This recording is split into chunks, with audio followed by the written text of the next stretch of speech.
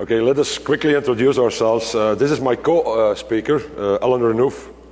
Probably don't have to mention the name. He has been a V expert in the last 2 years, this year, the year before. He recently became, as you can judge from the shirt, a V specialist with EMC. He has a blog, if you want to know something about scripting, one-liners, longer scripts, that's the blog to look at. And together with his friend, Jonathan Mitt, who is a PowerShell MVP, he has a podcast in the UK. Definitely worth listening to. Alan. Thank you, Luke. So just to introduce my friend here, Luke. He was also a V expert 2009-2010. He's based out of Belgium, where he works for Eurocontrol. He's got an excellent blog. I'm sure if you're into PowerCLI, you've probably been there before. And he is Luke D on the VMTN PowerCLI communities. If I could just do a little bit of audience participation here to start us off. So first of all, as you're all here, I guess you're into PowerCLI or you want to learn more about it. And has anyone been to the PowerCLI communities before? Could you raise your hands for me if you have? That's great. Could you keep your hands up a second? If you've raised a question on there and Luke has answered the question, keep your hand up. Still a fair few. If he's answered it within 3 minutes. Yeah, that's what I thought. Everybody knows Luke. Okay, what we're going to try to do, since we only have 50 minutes an hour, we're just going to pick some typical tasks that you encounter as a vSphere administrator in your day-to-day tasks. So we start off right easy, ideal after the party. We are going to show you how you can deploy guests, how you can move them around. Alan will even show you how you can even make PowerCLI shorted by using a GUI interface. Then it's just point and click. Then I'll pick up again and we go a bit deeper to show you the stuff that you can't do from PowerCLI, but you still can because you can go into the SDK which is underneath. Then we do a bit of reporting, the general stuff. We go and have a look at capacity planning, which is the statistics.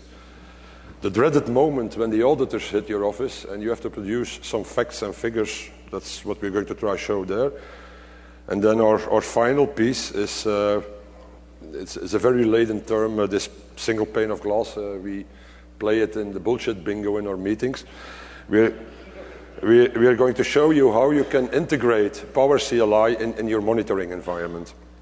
Alan is going to show the first track here. Oh no, sorry.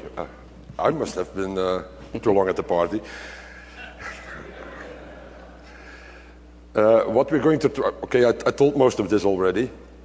We're going to show you the typical tasks, some of the typical tasks as an administrator.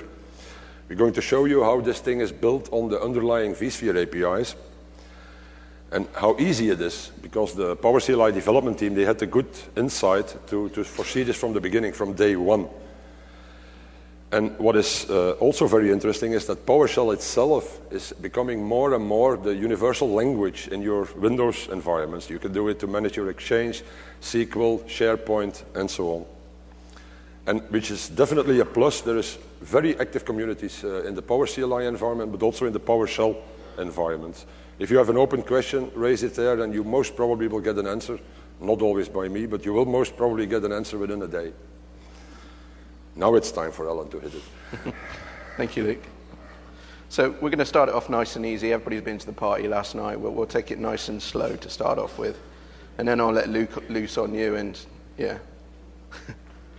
So the first step in any virtual machine or VMware environment is normally the deployment of guests. We're going to go through the deployment of guests and see how we can make that a little bit easier. We all know that we can either do a new VM or do a VM from template. It's a number of clicks in the vSphere client, and PowerShell is going to help us automate this. So I'm going to switch over to the demonstration. I'm sure everybody recognizes the screen I've got up here, the Outlook calendar. Everybody's busy. We've become a victim of our own success. We've been talking about VMware, saying how great it is. We're now the network administrator, the storage administrator, the OS administrator. You name it, we do it. But we've been selling this to our manager, and he wants to see how we're doing with it.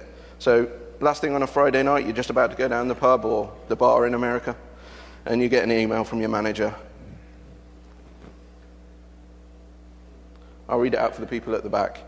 We've been selling him on this VMware stuff. He wants to, we've told him we can get these virtual machines up and running within a matter of minutes, and he's great, and he thinks, fantastic. It's Friday night. He's off to play golf. He's left us a little assignment. He wants a whole bunch of virtual machines spun up by Monday morning. We'll take a quick look at the Excel spreadsheet, see what kind of thing he wants.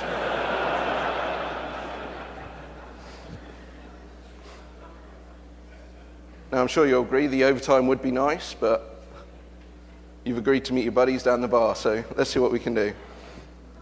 Option 1, we can create the VMs manually.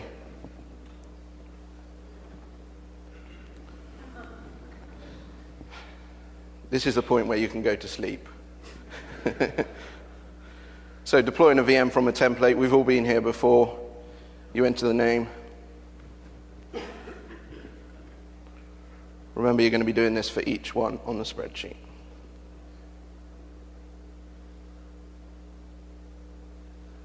Selected the cluster, select the data store.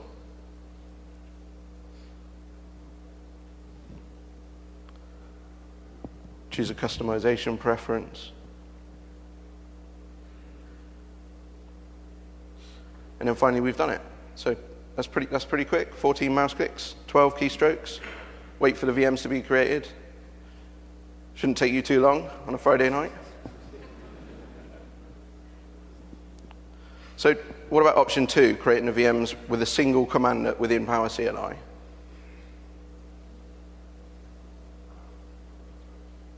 So what we've done with the Excel spreadsheet is we've saved it up as a CSV. Now, we'll come back to the code on the screen at the moment, so don't worry about that too much. I've just clicked play on the button at the top, which means the script's now going to run in our script editor. And you can see at the bottom there in the recent tasks, our VMs are now being deployed at a rate of knots.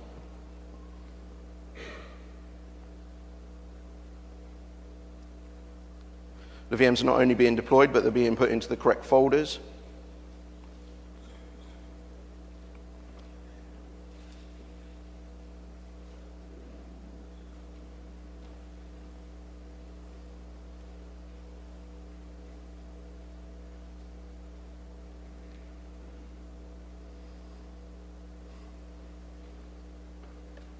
And there you go, we're done.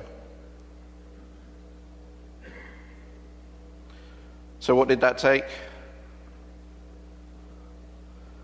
One mouse click to click the go button, one line of code, and why bother waiting? You could just set it off, go down the pub, job done.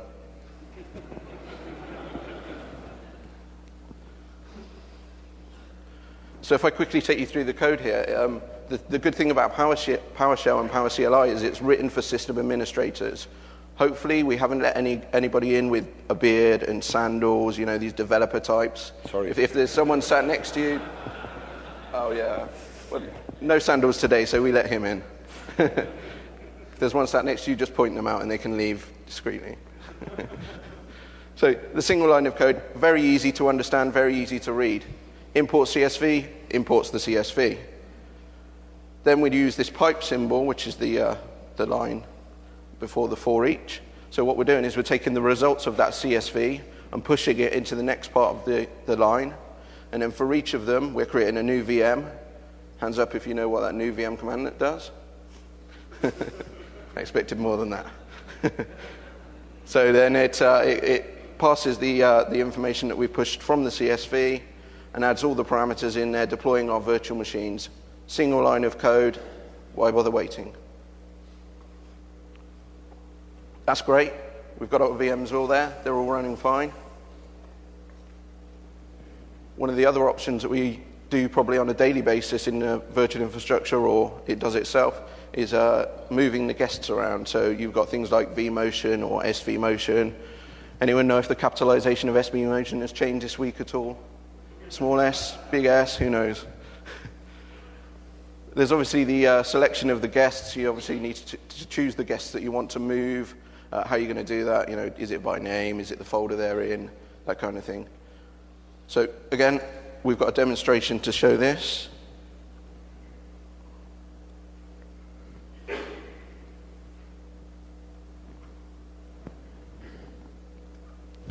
And our point-ahead manager's back on the line.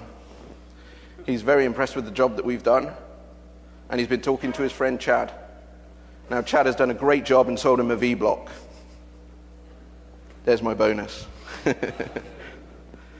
So we've got this new V-block in our system now. We need to move all of our VMs, not only from the hosts that they're hosted on at the moment, but over to the storage that is now present in the V-block. So option 1, we'll go back to the vSphere client again.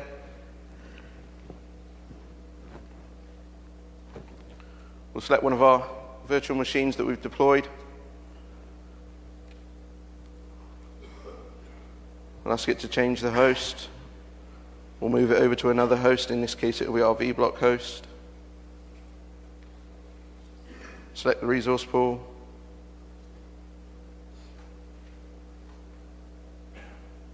And we're done. That's pretty quick.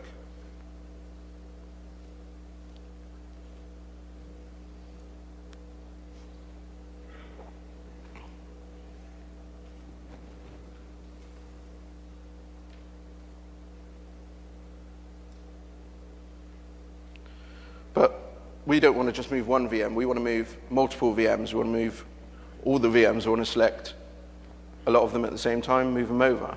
You can see this one's now on our new host. Let's see what we can do to move multiple VMs within the virtual infrastructure client.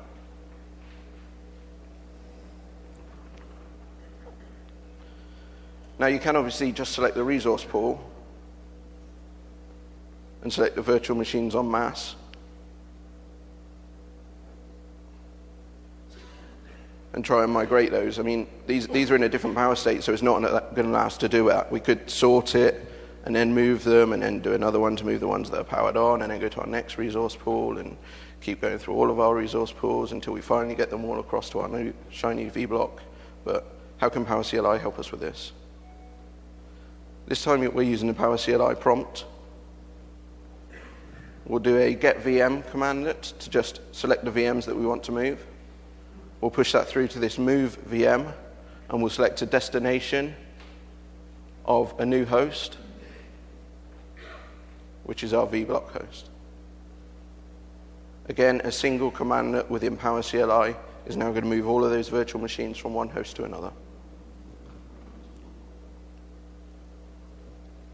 No pointing, no clicking.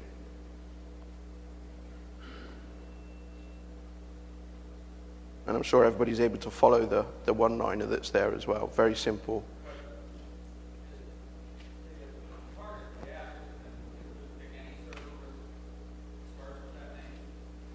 Sorry? All right. Yeah. The question was, if you type the target host name with the asterisk on the end, well done for pointing that out, by the way. Yes, you're right. You don't need to fill in the fully qualified domain name for that host. So the star will do, I'm a system admin, I'm lazy, I don't want to do all this typing. So I'll get it to do it itself, yes. The star will do the complete. So in the same way, we're now going to move our virtual machine over to the new storage. Through the infrastructure client, it's the same wizard, very easy. Again, point and click.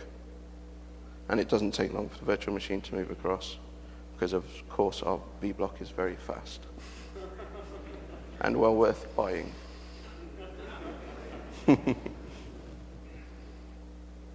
And we've moved the VM across to our new storage. So how about at PowerCLI, how would we do that? Again, it's the same commandlet. It's that move VM commandlet. Very easy, very useful commandlet. But this time we're just going to move it to a data store. And we're going to get the data store that we want to move it to. And again, I'm not going to type the complete name of the data store. I'm going to do vBlock star because I know it's called vBlock and that's the unique bit.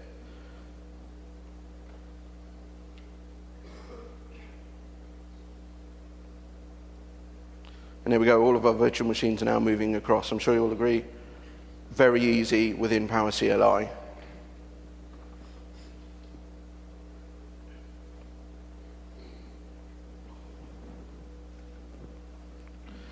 So just to highlight the two commandlets, the commandlet that we use there is just two different parameters, the destination to say where to go on the host, and the data store to specify the new data store. So that's vMotion and SVMotion in a single commandlet.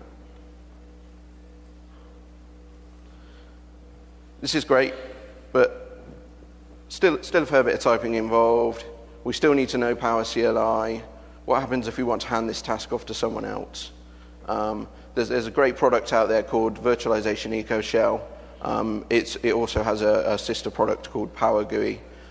The difference is that Virtualization Eco Shell comes pre-installed with the virtualization power packs. A power pack is basically a collection of scripts. So it's a collection of PowerCLI scripts that you've bundled into a nice single .powerpack file, and you can distribute these to anyone that has the Virtualization Eco Shell or PowerGUI. Very easy to import, very easy to use. I'll show you a demo of this.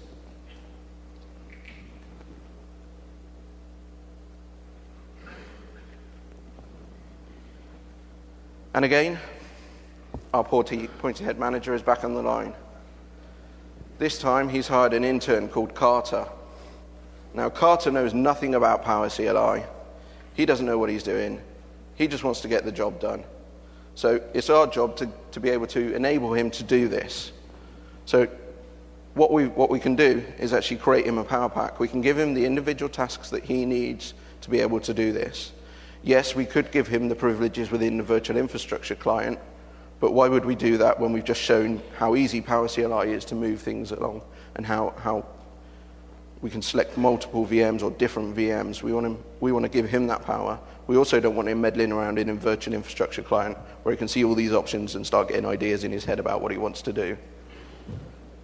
So you can see we've given him this intern tasks power pack, which I've simply imported into the Virtualization Eco Shell.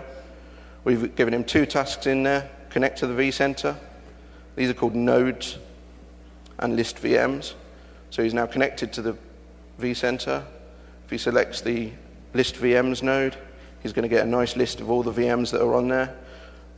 Not only have we given him a list, but we've only given him the information that he needs. We've given him the name of the VM, the host, the power state, and the data store.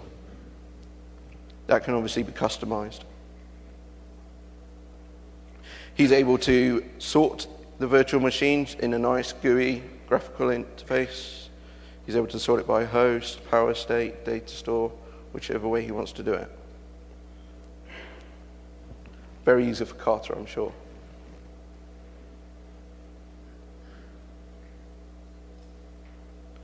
He's also able to use the filter within the Virtualization Eco Shell to narrow down that list of virtual machines that he's seeing. So he can display all the virtual machines which currently reside on the data store named RX2.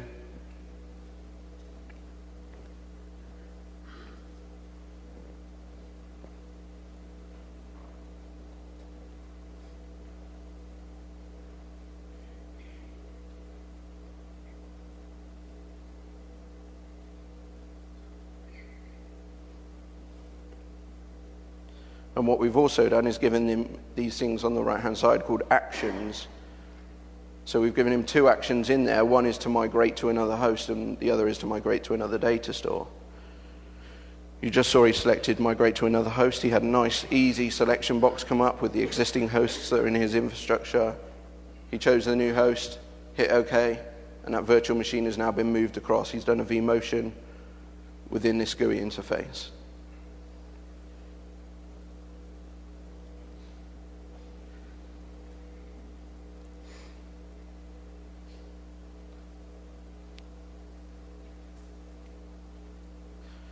He's able to mass select VMs or select only individual VMs, select any VMs he likes, move these over to the new data store. Very easy, simple, single click of a button.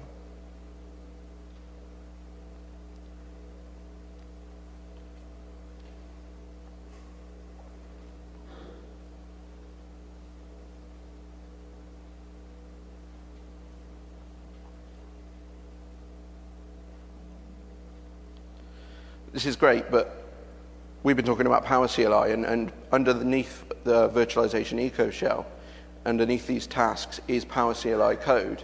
So what you can see here is there's quite a complex bit at the top that does the selection box.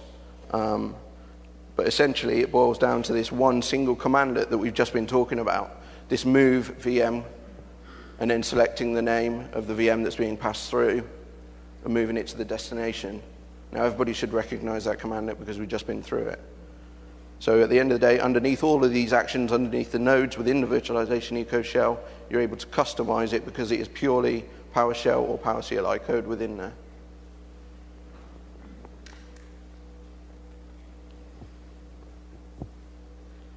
I'm going to hand you over to Luke now, who's going to take us a little bit more in depth and talk about networking.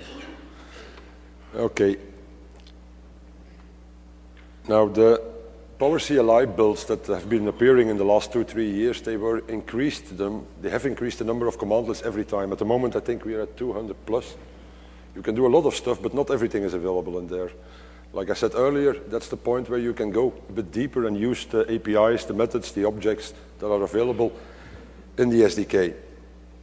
Now, the example I'm going to use is distributed vSwitches. Normally, there are... Okay, apparently it's not loud enough. The distributed vSwitches, they are available in some of the commandlets. You can do some very simple stuff, but not go deeper. In this case, what we want to show is how you could, for example, set up your vSwitches, your port groups on there to use private VLANs. What you need to do is you need to look, of course, at the API reference, and it can be quite intimidating. Another thing that you can use is you can do this in your vSphere client and use the Onyx project. The Onyx project, what it does, it captures data, the traffic, the SOAP traffic between you, your vSphere client, and the vCenter. And what is even better, it translates it into PowerShell code. So you can have a look in there. It's not always usable to just take the script and use it in one go, but it will help you find out what methods are behind some of the actions. And the good news is they just brought out a new version. They had a session 3 days ago, I think. That version even allows you to do more stuff. You can look at PowerShell code that it generates. You can look at raw SOAP, the packages that are transmitted. It generates C# and it can generate JavaScript for use in vOrchestrator. So the product is quite amazing at the moment. Now, this is the first page that you should find one way or the other in the vSphere reference. What you see here is the method that we are going to use. The name of the method is quite obvious. You're going to reconfigure a distributed vSwitch. What you now have to follow is the trail of hyperlinks in the parameters you have to pass. That's the yellow box on there. If we follow those hyperlinks, we will see that ultimately we come to the lowest object we have to create. I'm not going to go into details. That's not possible in the time frame of this session. But ultimately, we come to this object, and as you can see at the bottom, if it's readable, I'll read it otherwise, that's where you can specify the private VLAN IDs, the primaries, the secondaries. So what you have now is the complete chain. You know the method to use, you know which objects to create and populate to do the call. What you end up with, and this is a skeleton script, it doesn't contain all the population of the objects. It uses the very handy new object commandlet, which creates for you the objects that we just saw in the vSphere reference. It populates them, and ultimately the last line in there, that's where you call the method. So what this shows, even without an actual commandlet being present, you still can use your PowerShell, PowerCLI environment to do these more difficult things. Don't bother writing this up. There's a collection of DV switch scripts and functions on my blog, so if you want to work with that, have a look. Now, this is a point where probably most of you will enter. That's, in any case, what we see in the community. Most of the questions from people who come there the first time, they start, how can I report on this? And this can go from how much memory in my servers, how much processors are in there, what kind of licenses, how many are used. The information is all out there, but you just have to know how to get it. I'm going to show you a demo. That's easier than reading this slide here. That's the one. Okay, in this case, we have the very simple get data store command that Alan already used it in his VM, in his move VM commandlet earlier on. What this will do is it will just return, when you execute this will just return the number of data stores that are known in your vSphere environment. In this case, we have a number, 5 of them, one NFS, the other VMFS. What you see here is that you see 2 properties, 3 properties. You have the name, the free space, and the capacity of the data store. But there's more. The PowerCLI development team, what they did is they create an object when you execute such a commandlet.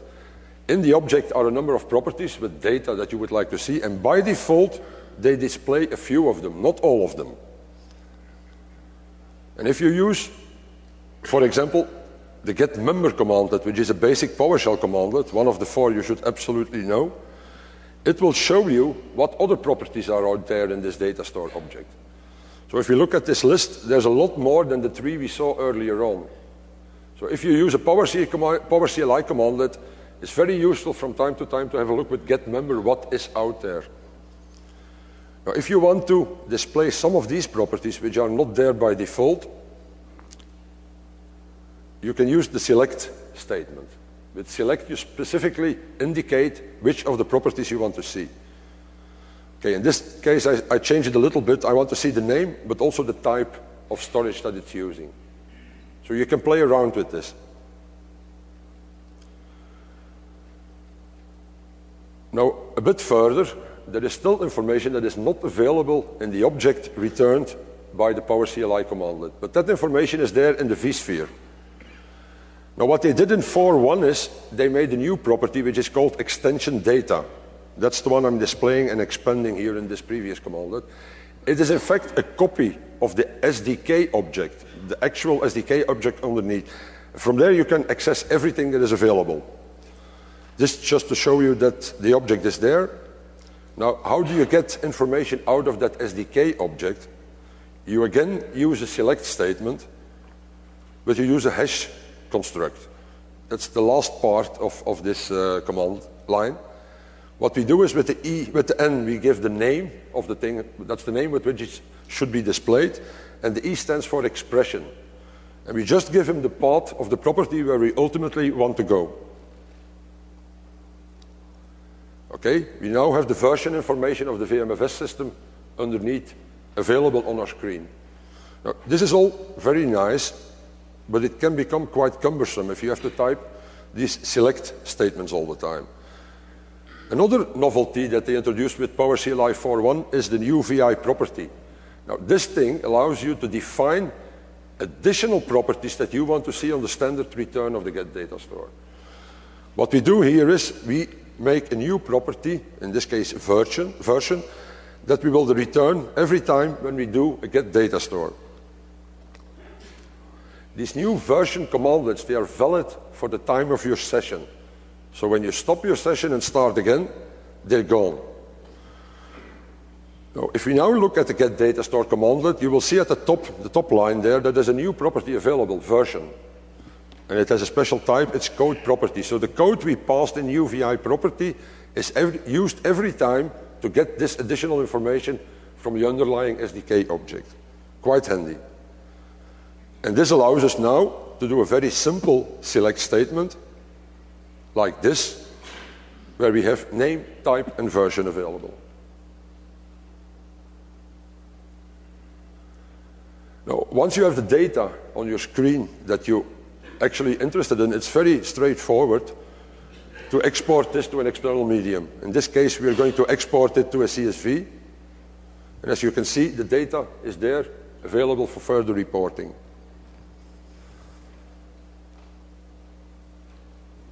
Yeah, you're back.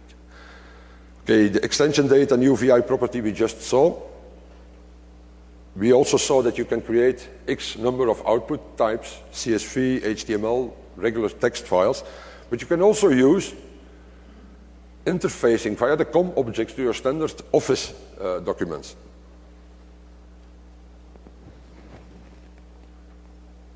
So one of the things that's useful in reporting, we can obviously do it from the command line there, but one of the things that I missed out a second ago within the virtualization eco shell was a further video that I had.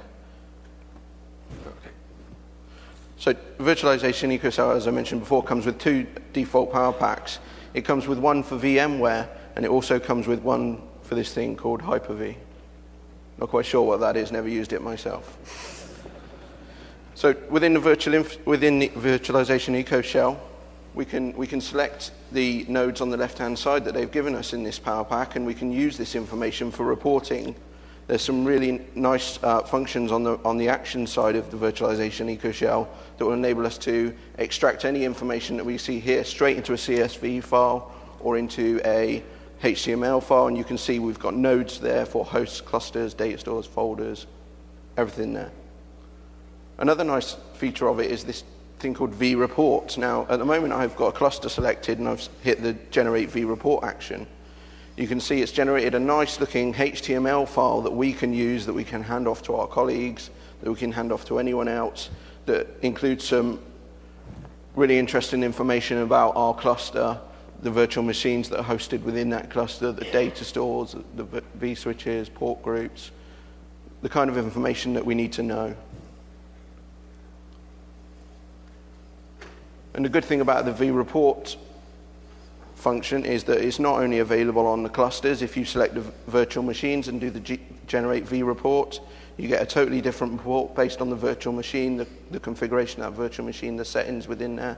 Or in this case, if I select the virtual center, you can see we've got more information relating to our virtual center, like the version, the IP address, number of resource pools, number of virtual machines, etc.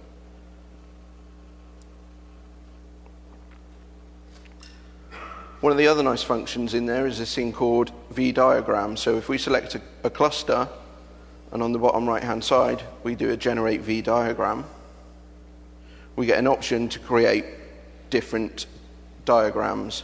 So we've got host to VM, network to VM, data store to VM. And what this is actually going to do is it's going to open up Visio, and it's going to start dragging and dropping the items in there for us, automatically documenting your virtual infrastructure. Don't forget, virtualization EcoShell is completely free.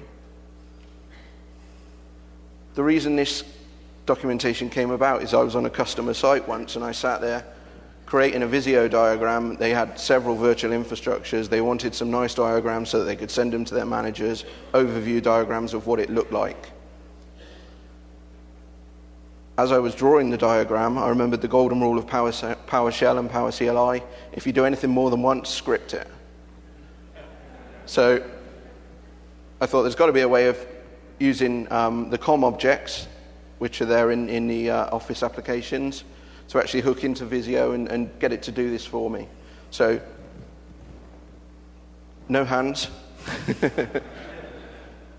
You just sit there and watch it draw out your virtual infrastructure for you. You've then got the diagrams that you can hand off to your manager.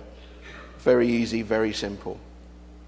Now, Quest have obviously taken the initial 30-odd lines of code that I used to do it and expanded it to give you different views of information on there. But if you look underneath the code, like I showed you earlier, you'll still see the code in there. There's nothing to stop you ripping that out, extending it yourself, extending it a little bit further to draw your LUN information from your SANs or whatever you like. And this really does highlight the fact that PowerShell and PowerShell scripts are kind of limited to your imagination, really. If you can think about something that you need to do, have a go, have a look to see if you can script it.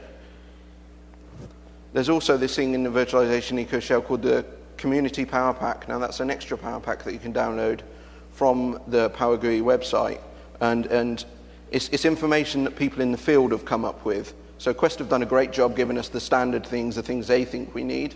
But the Community Power Pack is the kind of information that we're interested in, the kind of information we need on a day-to-day basis. Things like the NTP settings for all of our hosts in one place so we can make sure that the services are running, everything's looking at the same NTP servers. Best practice information for networks, slot information for clusters, DRS rules, CPU-ready information for virtual machines, for clusters, active snapshots, permission details, number of VMs on hosts, number of VMs in clusters, number of VMs on data stores, you name it, it's in there. If it's not, then add it yourselves, send it back to us, we'll add it in there, or let us know. Okay, another aspect that you regularly probably will encounter is capacity planning. You want to know, how am I using my vSphere environment? Where am I going to? Do I need more resources? Did I buy too many resources? Now, all that information is out there. It's captured in the vCenter database. And the PowerCLI package has a very nice commandlet to access this data. It's called the get_stat commandlet. It will allow you to easily extract that data which is out there.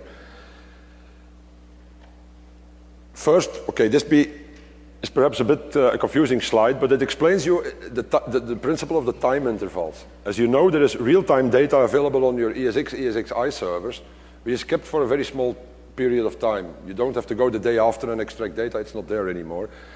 If you have the vCenter, it will export that data over there and store it in the database. And it will aggregate that data all the way up to a year. The only thing that you have to take care of if you access data which is a year ago, it will be one sample, one value per day. So if you want to have statistics every 5 minutes that you want to know what your CPU is doing, you should go in one of the other historical intervals and use another aggregation function than the one that is there by default. Question we see quite often on the PowerCLI community is which metrics to use. Now, that information is again always available in the SDK reference guide.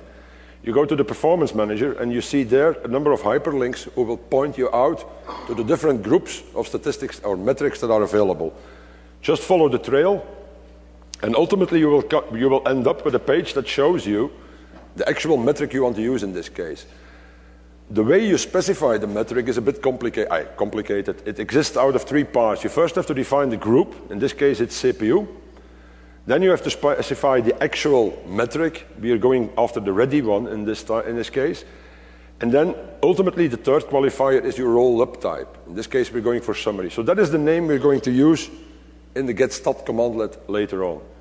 What is also quite nice on this page in the reference guide, on the right, you can see for which entity that specific metric is available.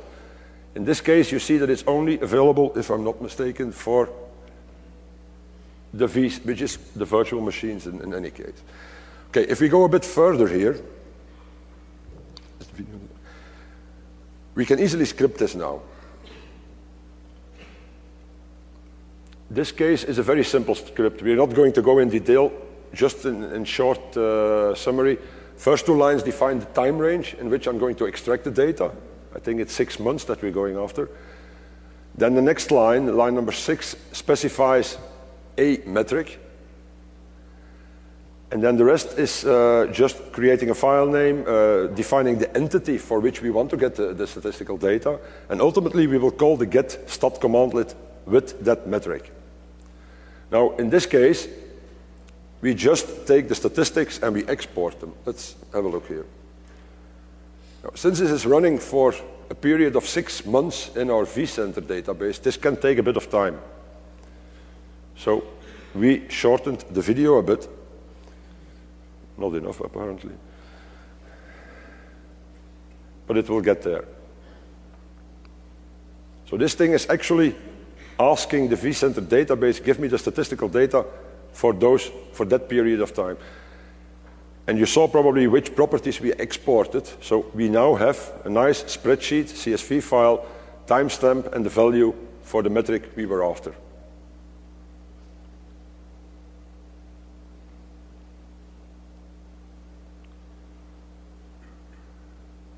Now, this is all quite nice.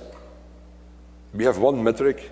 If we want more metrics, are we going to repeat this process 10 times, 20 times? No, you can combine.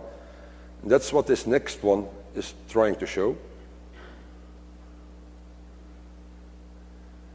In this case, it's approximately the same code that we're using, same time period. It's just in line number 6 that you will notice that we specified 2 metrics in this case.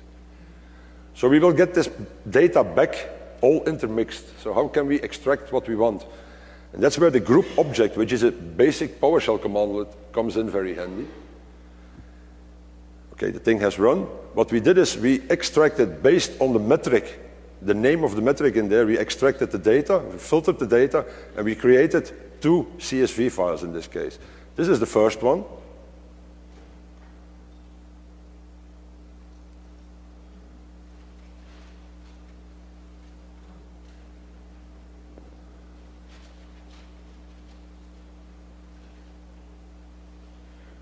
And the second one should pop up in a minute. So it's quite useful that you know the underlying PowerShell language as well. There are quite a number of useful commandlets in there that you can use in your day-to-day task. Group object is one of them. We saw one earlier, the getMember one, to show us the properties that are available in an object that is returned. Okay, this is the second, so you can easily produce multiple reports like this.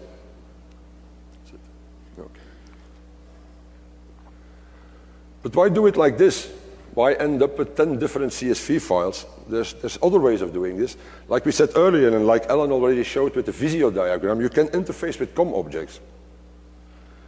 In this case, I'm not going to run this because it's in principle it's the same run, but it's the yellow part, the highlighted part, where we do something completely different. In this case, we export to a real spreadsheet, an XLS file, and we put the data, each data in a separate worksheet in there. Plus, you can also do with the COM object, you can use, for example, the charting feature of Excel. And what you end up with is something like this. So you have a nice chart, even your managers can understand what you're showing there now in this case.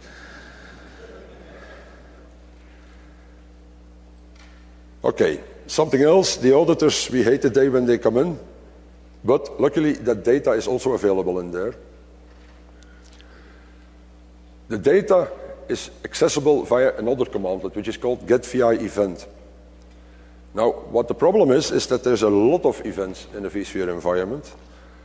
On the left, again, the vSphere reference, which should be your friend by now. In the vSphere reference, you can type just event, and you will get 400-something different types of events that you can find. That's the vSphere. But there's another way.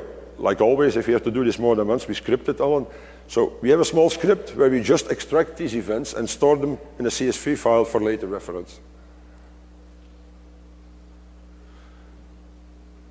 This is the sample that we're in fact going to run. We're going to look after a specific folder, and we want to know who changed permissions on that specific folder. So from the spreadsheet we created earlier on, we know that we have to look for the 3 events that you see at the top of this, at the second line of this script. Okay, we have a demo for this. Okay, this is the folder. It's super secure, guests. We want to know who changes, who adds, or who removes a permission on there.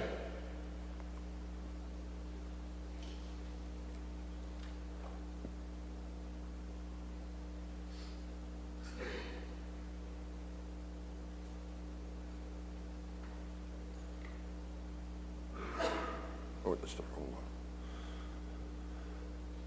In this case, what we're going to do, we're in fact interfacing with our monitoring environment. The thing you see here is a canvas from a product called PowerWF from DevFarm. They allow you to use your PowerShell in a kind of graphical environment. You just drag and drop the different activities which are in fact PowerCLI or PowerShell commandlets. The flow that we created here is quite easy.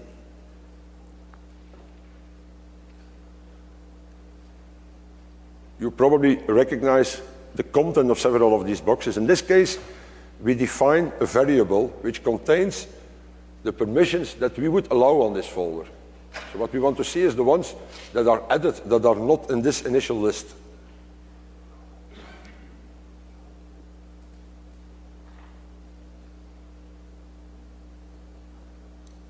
So we make a loop, and in that loop, at the end, we select permissions that are returned that are not in the list of permitted permissions. Now, this thing has an activity which is called toSCOM. It will, in fact, export the result via WMI to your SCOM environment. So let's continue with this.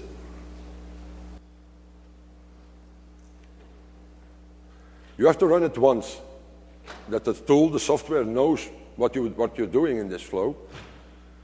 We get an error. Why do we get an error? Because there is no additional permission except for the 3 that we want to allow on this folder is there. So, but we need that so the software knows what is done in that flow. Once we have this, we go to another option. As you can see, there is a deploy to operation manager. That's the one we are really after. It will create, in fact, a management pack for your SCOM. You define a name, you define the name of the server of your operation manager,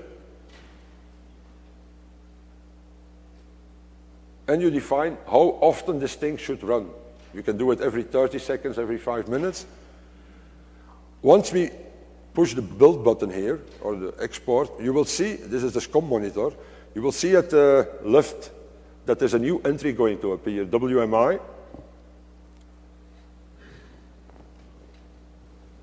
There it is. And what this does is this will show us if there are other new permissions on that folder that we were looking at. Now what I'm doing here is I'm opening the PowerCLI command line. I'm going to add manually 1 permission on that specific folder.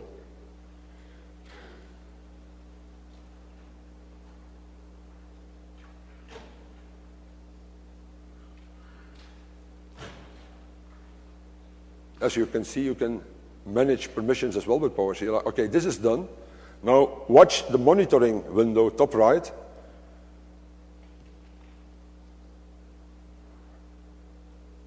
There you have it.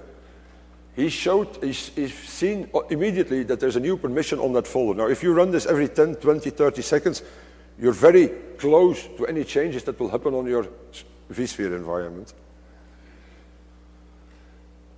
Okay. This is, again, the audit that we could do manually to show you the difference. This is the one that we do with a simple script. What comes out of here is a straightforward CSV file, but this is still in retrospect. This is something that happened in the past. But the one we showed you a minute ago with the SCOM, you see immediately if a change is done on your environment.